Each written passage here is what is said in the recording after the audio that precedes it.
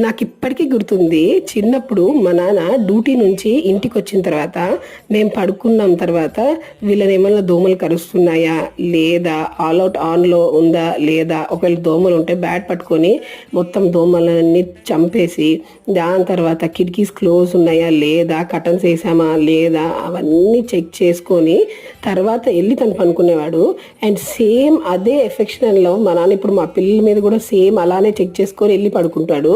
So నాకెందుకు ఈ మొక్కను చూసి మా నాన్న గుర్తుకొచ్చాడు అని అంటే, సేమ్ ఈ మొక్క కూడా అంతే. ఇది ఎక్కడ ఉంటే, ఇది లెమన్ గ్రాస్ అంటారు. ఇది న్యాచురల్గానే మస్కిటో రెప్లికెట్ అనమాట.